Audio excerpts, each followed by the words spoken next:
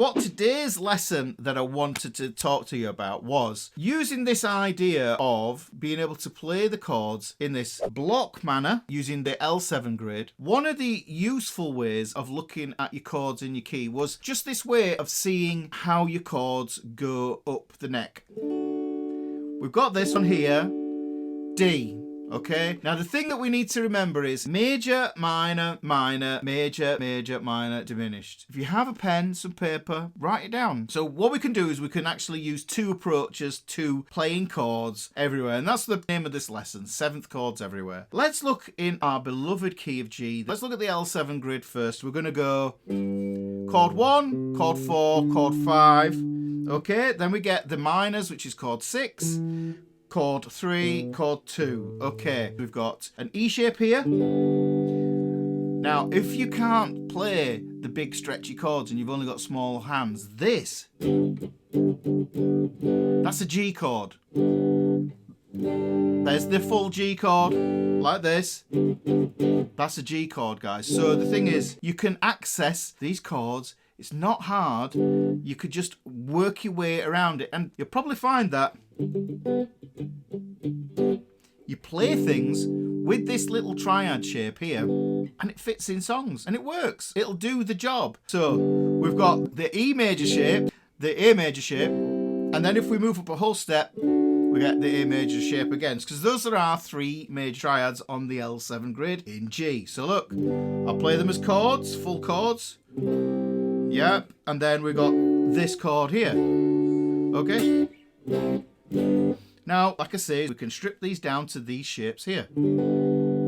This makes it a little bit easier for us to be able to see what's going on, right? Okay, move it up a step. There we go. We've got chord 5. Now, let's do it with the minors. So 2, 3, 6 is here. This is going to be an A shape, but look, remember the A shape is not an A major shape. We have to change it to be an A minor shape. There's a lesson on my channel and it's all about triads. Do you know, I think people split triads up far too much. So these are the 3 master triad shapes. We can take this and we can find new ways of playing our chords. Here's an E.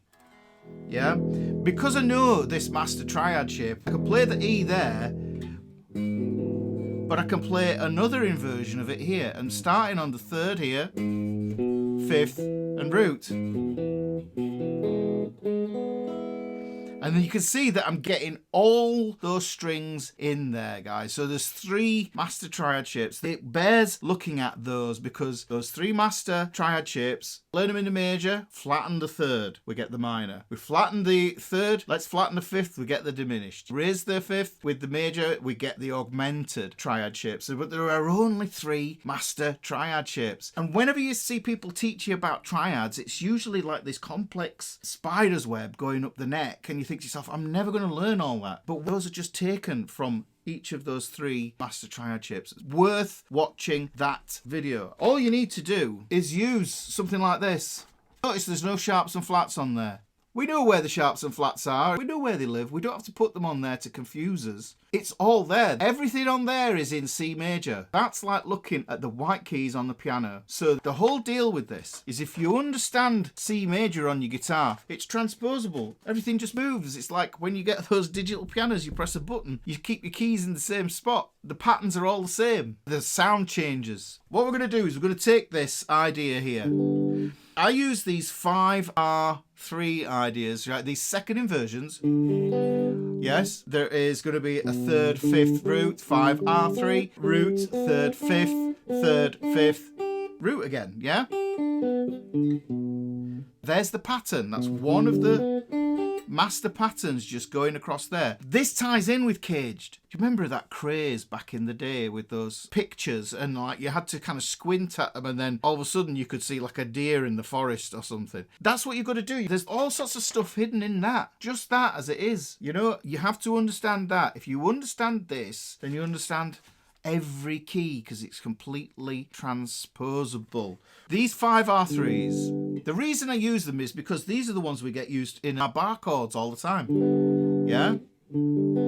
Now, the reason we use these 5R3s is because these are our cowboy chord shapes. These are some of the shapes that we learn right at the beginning. And if we think about it, just referencing caged, C shape, A shape, G shape, E shape, D shape. 3 of those shapes are what I call 5R3 shapes. We've got the 5th, root, 3rd. Yeah? Bless them all. Okay? When we move to the A chord, we get 5th, root, 3rd. 5R3. When we play the D shape, we get 5R3. Right? Now, all we have to do to find the minors is take the 3, flatten it 1 fret, lower it down 1 fret, and then get the minor. There's the sad chords. Look, 5R3, happy chord, change it to a sad chord by lowering that note there. Okay? There's that note, tick it off, we'll get the minor chord. These are the 3 main shapes that we want to look at. And the way you can look at it is you can think about it from the string perspective as well. If we look at this, this is an E shape. Now, even though we've got the 5R3, this is the modifiable bit. The root note for the chord is actually here on this open E string. Now, if we move down to the A shape here, the root note for that is actually on the A string. Now, if we play the D shape here, the root note for that is on the D string. And I know that might seem a bit obvious, but sometimes it's about spotting out the obvious because sometimes you don't know what you don't know. So with that, we can think to ourselves, if we know the root notes or tonics for chords or our notes, our alphabet letters here on an E, A and D string, we can find our chords and we can apply these shapes to them. So we've got this. And all I'm playing there is 5R3, 5R3, the 5R3 majors. This is a 5R flat 3, which is a minor, 5R flat 3, which is minor, 5R flat 3, which is minor, also here. I'm going to get all woo-woo. Music exists in the now. When you hear music, what you are hearing is the harmony that is happening in the now. So what you've got to do really is think about it from that perspective. What harmony is happening in that moment? This is going to help you as well if you're trying to come up with melodies and think to yourself, oh, I need a different colour because 5R3, it's major and minor, it's very vanilla. You know, even on the minor, it's pretty basic because we've only got 3 notes. Okay, but we can take this, and one of the things that we need to know is when we add sevenths to chords, we essentially take a 3-note chord, triad, and we turn it into a 4-note chord. But what we're going to do is we're going to use the 5R3 shape, and we're going to use the R, the root here, to find the 7th. That's going to be how we're going to find the 7th. Because if you think about it, like I said, that's the root note of the chord. That's an octave. If you think oct, 8, octopus, octagon. So that's going to be 8. So when we move down, we get sevenths. And now I talked about this last week when we were talking about chord tone soloing, and this is the same principle here, guys, but what we're talking about is building this as chords. And also the way I like to play these 7th chords is I like to play them as shell chords and really take a lot of the bulk out of the chord, like 6 strings for an E shape, for instance. So we've got these here. We need to understand these rules. You've got a pen, got some paper, write this down. Now, normally with triads, the order goes major, minor, minor, major, major, minor, diminished. Major, minor, minor, major, major, minor, diminished. Those are just the triads. Those are just the 3-note chords. If we add that 7th, something else happens. A pattern emerges that we need to memorize. And this is what happens. Chords 1 and 4 become major 7 chords. Chord 5 becomes a 7th chord, a dominant chord, also known as a dominant 7th chord. 2, 3, and 6, which are our minors, those become minor 7ths. There's nothing else gets added to those. It's a nice, easy way to remember it, but chord 5 is the odd one out. It doesn't conform the way that 1 and 4 do. What does that actually mean? So what I'm saying to you here is this. Major, major, major. So we've got a major chord here. We want to turn this into a major 7. I'll play the major 7 so you can hear the sound. Okay? Can you hear that? There is a quality and a personality to that chord sound, yeah? And for me, that sounds very romantic. If I play the same sound on the 4 chord here, you can see this is a major 7 chord again. And if I come up here, what I've got to do is I've got to change this major 7 now into a dominant 7th. And that means it's a major triad with a flat 7, which means I go here, I go root, the 5th root 3rd, there's the root, major 7, flat 7 there, yes? And then we get this bluesy sounding chord here. Yeah? So listen to that. 1, 4, 5. That all works. That's all hunky-dory. So 1, 4, 5. Now, how did I get those major 7s? And what I'd like to do is deconstruct this E shape a little bit, because when I play it like this, it can be hard to see where it came from. So I'm going to move it around. So if we move this here, we've got the 5th, the root, and the 3rd. Now I know I need a major 7 in there. So this pinky here, that's the octave. So I need to lower that 1 fret there to get onto the major 7. That means that if I want a major 7 chord, I'm going to play this. This is the full 6-string version of that chord. It's still got the same quality. But lugging that pinky over there can feel a little bit awkward. Yeah, there's a nice, easier way to play it. Now, what I want you to understand is this is the thinking that you can adopt, and that is that some notes you don't always need. When I talk about chords, and sometimes I talk about the full chord, when I talk about the full chord, I'm talking about the chord up to the 13th.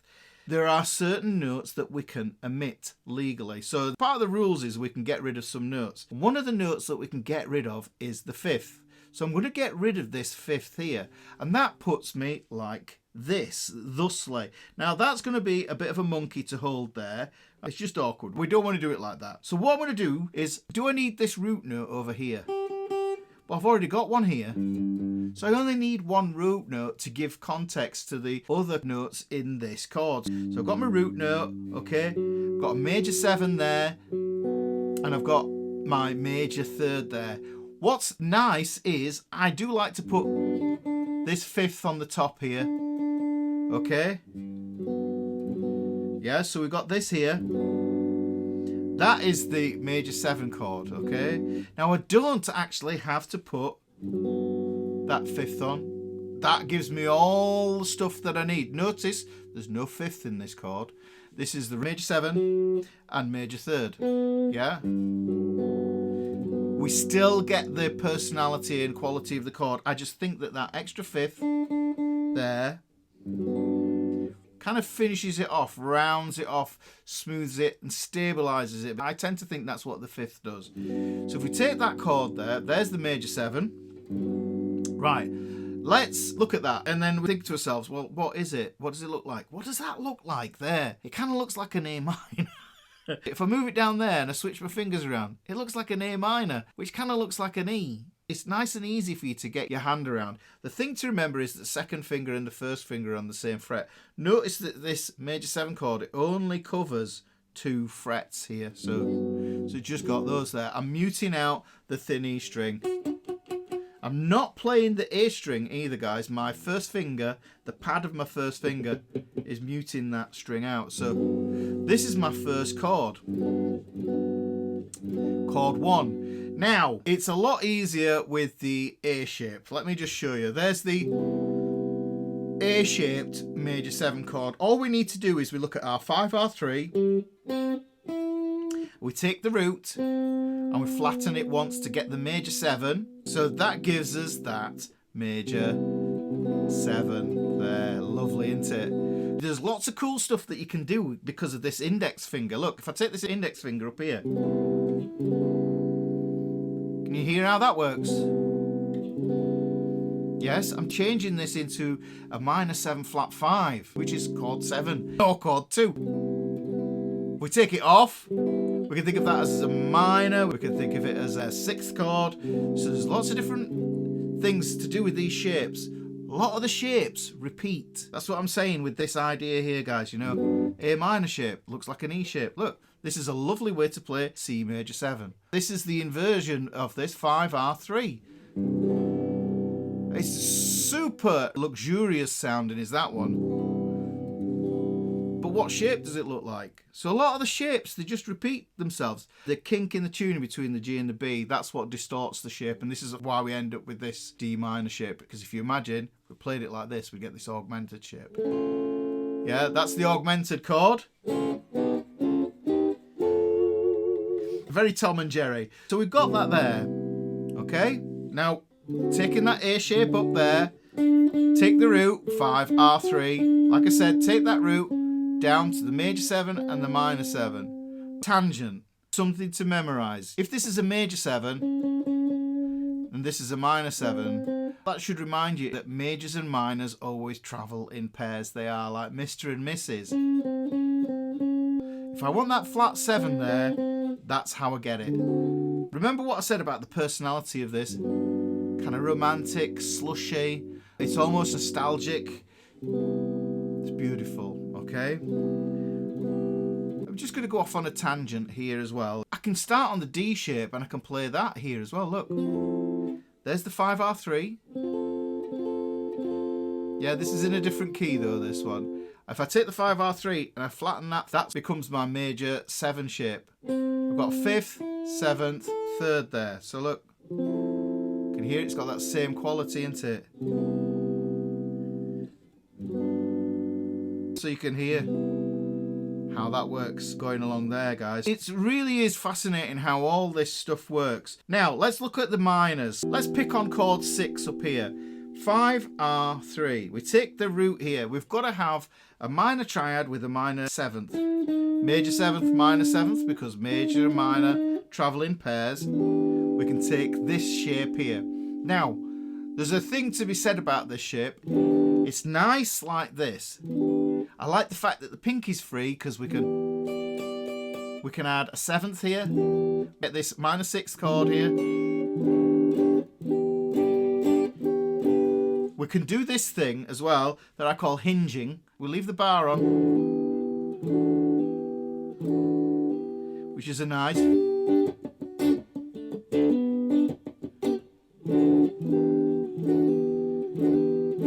Nice little effect where we vamp the chord. But because we were looking at this like this,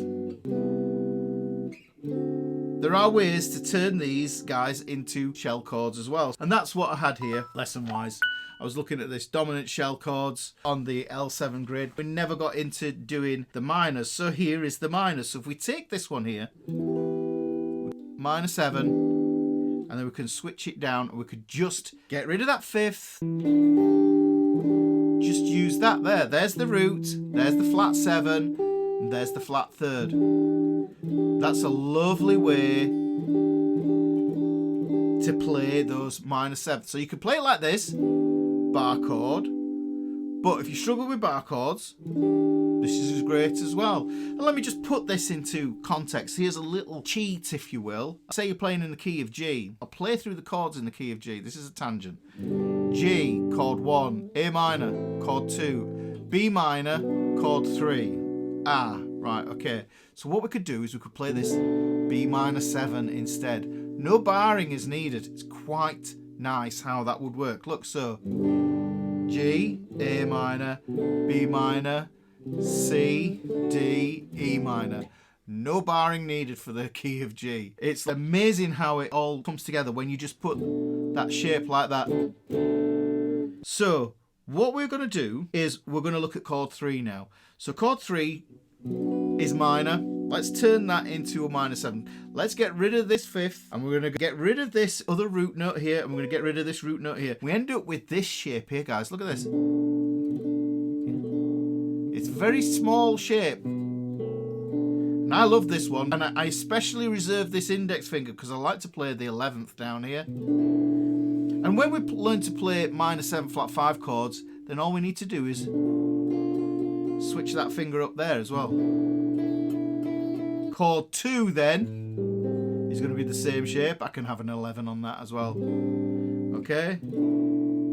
Really, really nice chords. 11s are one of my favourite chords, but let's just keep it as sevenths for now, Ricky. Don't get too excited. So we've got that there. Now, you can play it like this. I have seen people play it like this. And I've even seen people try and skip that A string. I find that a bit tricky. I'd rather just have a finger on each note there. So we've got the root, flat 7, flat 3rd. Now remember what I said, guys. The minors, chord 2, chord 3 and chord 6 are minor 7 chords. So we get this. How beautiful is that? Right. Now, there's that 7th chord. Here's where a bit of caged pulls into things. This is the A shape. That's the root note there. If we change that to be the C shape and put the pinky on, we get the 7th chord again. Yeah, so that's the A shaped 7th chord. And there's the C shaped 7th chord. So what you're seeing is where caged chords meet. This is where the C shape is. And this is where the A shape is. It's going up in the caged sequence. You could play it there as well. Now, this is a root note, and that's a root note. I might not want to play 2 root notes. So what I'll do is I'll play the root, flat 7, and then the major 3rd there. I'm only playing the A, D, the G strings there. So if you think about it, look up my fingers here. My pinky's doing nothing. There's chord 6, chord 3, chord 2, chord 5. Now look at this. This is the same shape as chord 4 if I just drop it down a string, look. Yeah? Now it's missing that root in there because it's rootless, but if you've got a bass player, that's what they're there for. Yeah? And then we can play that there. We can play it as a 3-note shell chord. I'll play those up as if I was doing do, re, mi. So, oh, that's another way to play it. You can play it like that as well. 4, 5, then 6. Now, here's a cool thing. If I go up a whole step there, and then I just switch that around that way, there's that minor 7 flat 5 again. If you think about a major 7 chord, and move the first finger up, then you get that minor 7 flat 5 shape. These chords, they all start to look very, very similar.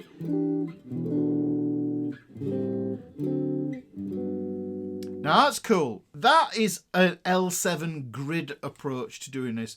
But what we can also do is we can work this out by going up the neck as well. This is the same thing. So these are just 5R3 shapes moving up the neck. But this is really, it's just chord 1, chord 2, chord 3, chord 4, 5, 6, 7. And then back to chord 1 in the key of A major.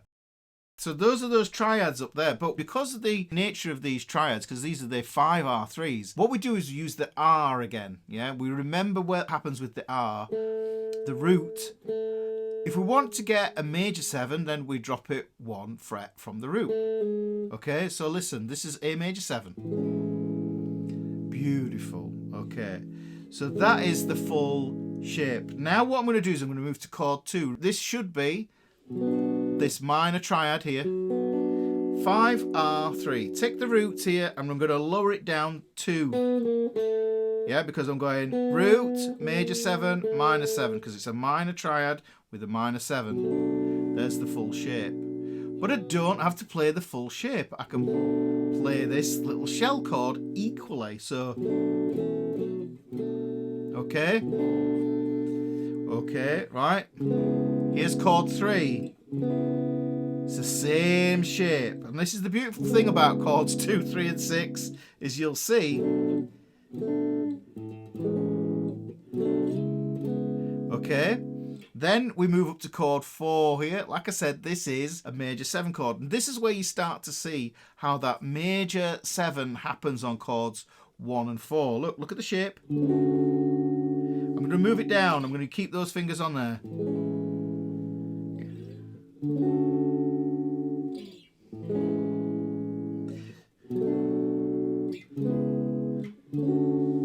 Okay.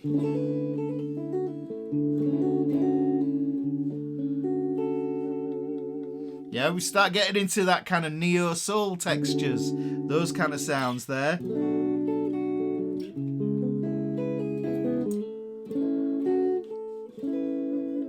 The next one we're going to do, because remember we had chord 4, chord 5, is going to be this one here. Right? But we could also, like I say, revert back to this shape here. The cool thing about this is that this is transposable. So look, this is A major, like I said, yeah? Chord 2, chord 3, chord 4, chord 5, yeah? Chord 6, upper step, chord 7, back to chord 1 again.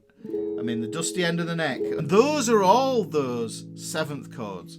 Now, all I need to do with this idea, this is the beauty of it being transposable, this A shape, and this is beautiful the way it works. If we think about an old school G chord, look at this. You know that old sort of Bob Dylan-y style G, yeah? We've got 3 fingers on the strings here. We're strumming 6 strings, but 3 of the exposed strings, the D, the G, and the B string, well, they're ringing open. And the reason it's okay is because those are the 5th, the root, and 3rd of the G chord, okay? We've got the triad in there. It's a second inversion triad. So we take that there, we think to ourselves, just those 3 strings, that's a G chord. That's G all day, yeah? Move up, there's A. Remember how this works. Between E and F and between B and C, half step. So G, A, that's B, that's C. Half step up there. Here's D. Here's E. Here's F, a half step up. And here's the G again. And then here's the A. So because this is the 5R3 that we just used to turn into these 7th chords, what we could do is we can think to ourselves, okay, well, let's look at this. Let's do it in the key of C major. Let's transpose the idea. Here it is in C major. This is chord 1. Go up a whole step. Chord 2, chord 3, chord 4.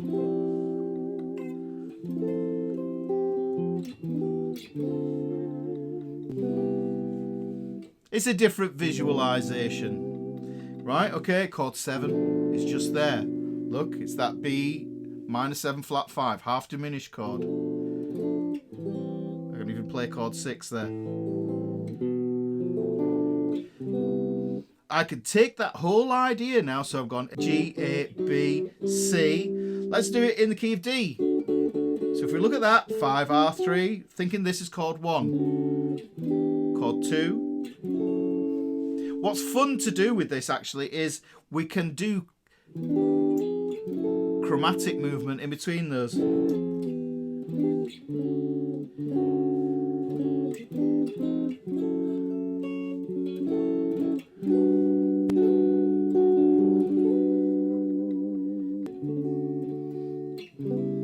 Then we can also, now if those big chords look like it would menace your hands and it would make you think, oh no, there's no way I can tackle that. Well, you can strip it all down. I don't think these major 7s are too hard because you know what? You can bar, but you don't need to. If you're not playing the thin E string and you're not playing the thick E string, you don't need to bar all the way across there. And sometimes it's nice not to bar and actually get rid of that 7th. Look at that. So this is...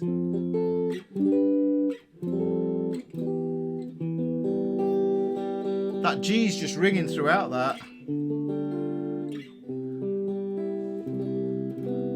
Yeah, but we can add that extra colour if we want. We can change around with those, change the personality of the chord. And that's the way to think of chords.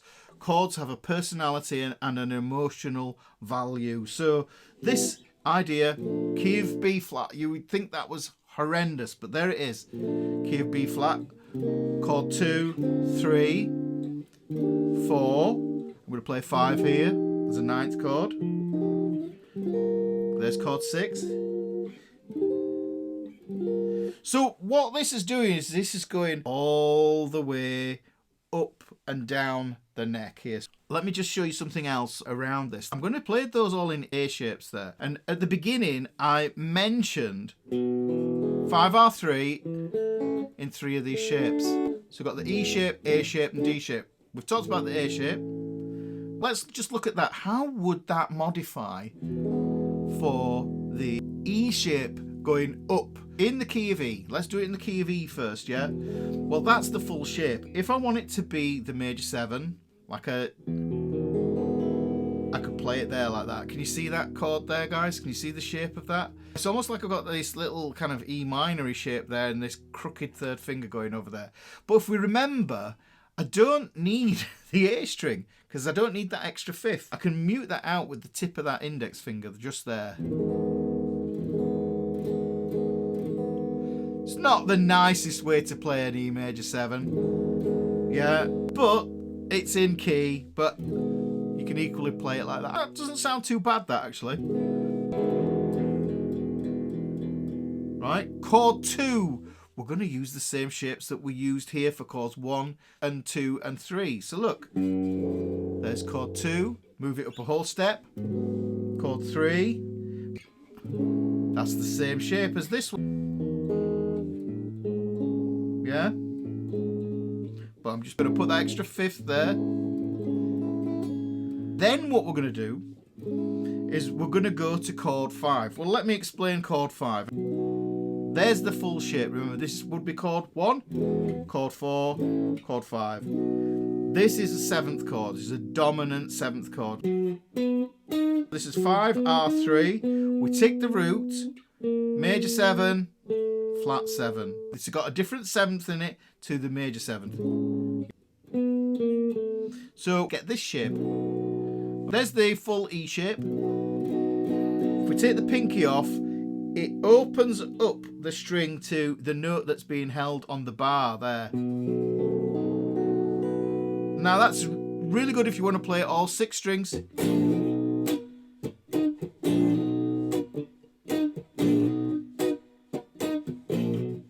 So you can get lots of cool things going on there with that bass end sort of thing, very kind of 60s and 70s soul sort of vibes. This 7th chord, but this will also shell down as well. So look, we take this 5th here, we get rid of it, and we end up with this shape. Well, we can have this shape. I've seen this shape used a lot, and I do use this shape. Hang on, what does that shape look like? Drop it down a string, and it looks like our D shape again.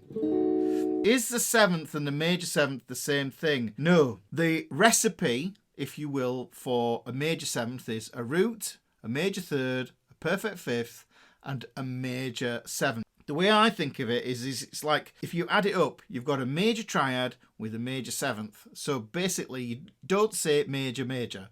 You just say major 7th. Now, what happens with the dominant 7th chord, or just the 7th chord, is you've got a major triad. So you've got a root, you've got a major 3rd and a 5th, and you also have a minor 7th. So it's not a major 7th, it's a minor 7th or a flat 7. And that's what pulls the chord, which makes it sound bluesy. That's the pull. If you hear this, major 7, that's happy. If I play that there, that could be a really resolving sound. It sounds very relaxed. But if I play this 7th chord, yeah, you're hearing tension. The reason is these 2 notes here form a tritone. That's the devil's interval. Listen to these 2 together. They rub. Yeah, but when I put that root note on, it stabilizes it a little bit just to make it palatable. So the major 7th is in the scale, but the thing is, it's about the relationship of how these chords all stack up. Just want to get this across to you. Listen to the sound of this. That chord sounds to me like it needs to go somewhere else, which it does because it's the 5 chord. There is something called a perfect cadence. When we go from chord 5, we need to go to chord 1 for it to be completely resolved. Now, we're in this key here of key of E. So if I play this B7 here and go to an E major, can you hear it sounds finished? That's like a musical full stop. It's like saying, Wembley, you've been great. Good night.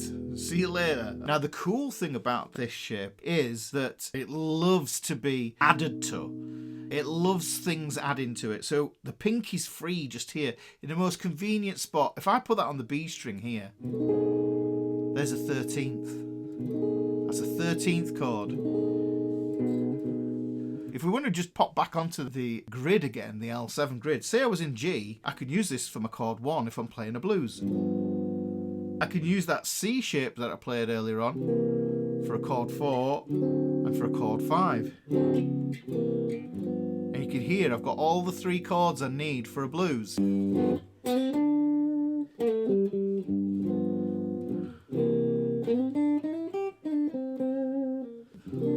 Yeah.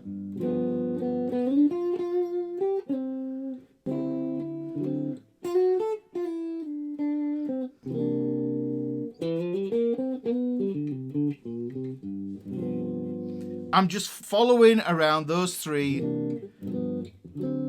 there. Cool thing to take from that as well is if I get rid of the root notes for those chords, what ends up happening is you are getting this. Get rid of that root note there. Got a tritone there for chord 1. Tritone for chord 4. Tritone for chord 5. Sounds horrible like this. This is really nice. The 3rd finger stays on the strings, you see.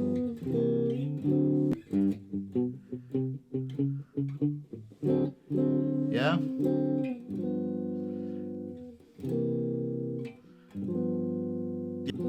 Can add the 13th. We can do all sorts of things with this. Getting a little bit far ahead with this idea here, though. So, let's take this one up the neck. We've got E major 7, chord 1. F sharp minor 7, which is chord 2, chord 3, chord 4, chord 5, back to chord 6. Look at the shape, it's the same as chord 3, chord 2, yeah, so got that there. Now, here, we can keep this shape here for chord 7, and then we add this flat 5 just here to make sure we get that proper sounding chord 7, and then chord 1 just fits on the end just there. So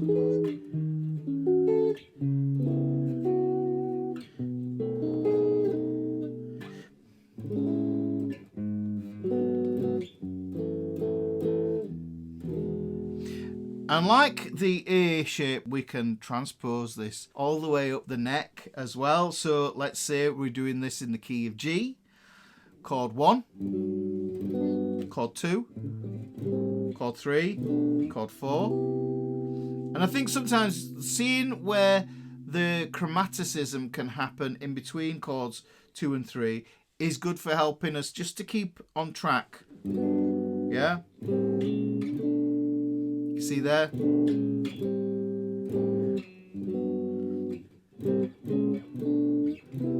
then chord 5 goes here. It's getting a bit silly up here with the frets. Okay. And we could move that anywhere we want to. But the cool thing is that you can see now, in context, if I apply this, chord 1, 2, 3. I'm in my grid here. Here's chord 6. Here's chord 5. Here's chord 4. And here's back to chord 1. We can tie into this idea of using the grid and using this linear movement. Now, I did mention right at the beginning, say for instance it was in the key of A major. We've done the L7 grid, which is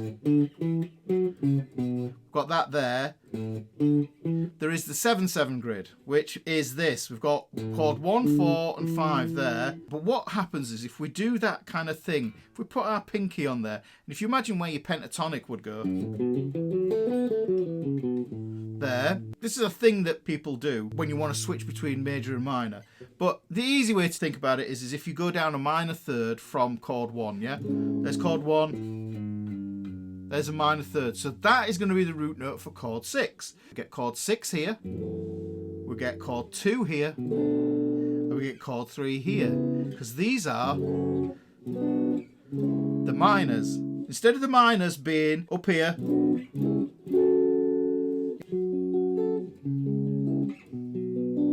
they are here. Then what we could do is we can apply those same rules. We go, there's chord 6, there's chord 2, chord 3, and chord 1. Chord 7 is going to be here. Look, we can play that as a minor 7 flat 5. There. So that's incorporating 2 grids, but also you don't want to get this blindness where you don't see the shapes crossing over from different places like this as well. Now, the L7 grid and the 7/7 grid, and all the grids actually, they work on string pairs. For emphasis, write this down. This is a pertinent point. I don't want you to miss this. I've got to do this in the key of A.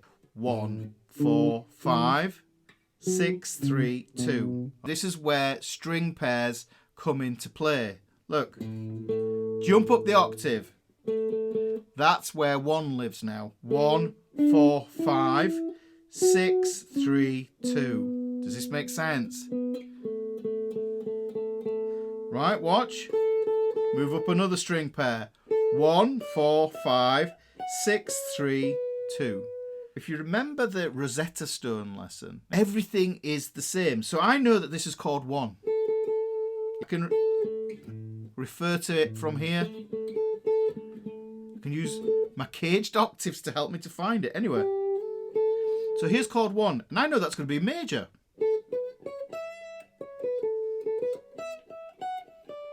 It's going to help me with my patterns. This is chord 2. I think of that as Dorian. And it's going to show me chord 4. Chord 5.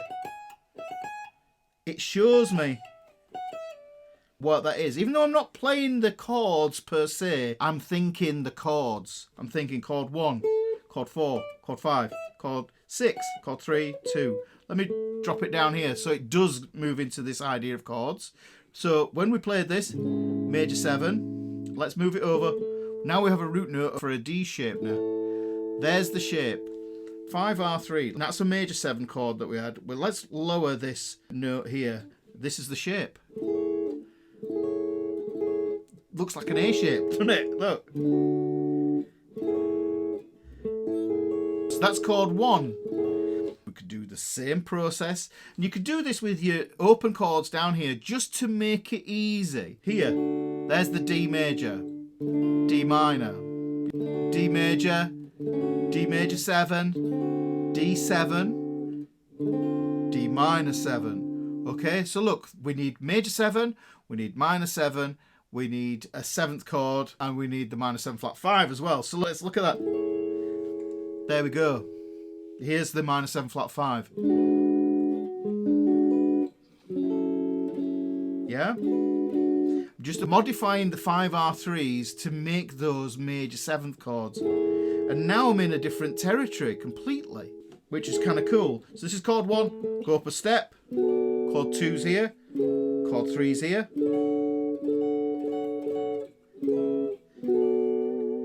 I'll go chromatically between those two. Chord 6. Same shape. Sorry, same chord, different shape. But look how close they are. Yeah? These upper voicing chords are nice. Now we can get more mileage out of our E shapes if we want to. I could take that there, but what if I get rid of that root note there? And what I'll do is I'm just going to play these 4 notes here. That's the shape. I've got a bar on there and I'm playing those 2 there. That becomes my chord. There's my chord 2, chord 3. Chord 4 is going to be the same. There's that dominant chord again. Minor. So hopefully what this is doing is it's giving you this way of playing your 7ths up and down the neck, however you want to see them, on these grids, these 2 grids. And when I think of the L7 grid, I think of it as the major grid. And when I think of the 7/7 grid, I kind of think of that as the minor grid, but major and minor are inversions of each other in key. So that is 7th chords all up and down the neck. And remember, the prerequisite to the 7th chords is you've got to know your triads as well. But it's also going to help you to be able to see where those notes are when you are chord tone soloing. This is the thing, guys. You're jamming with somebody. They're down there. What do? Do you play in the same position? No. You find another voicing. We could play it up here as well.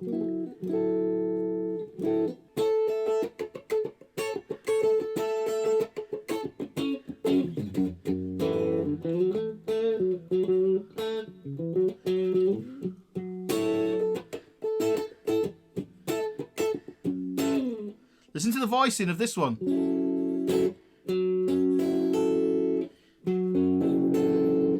Very close, very close. The thickness of the strings changes the timbre.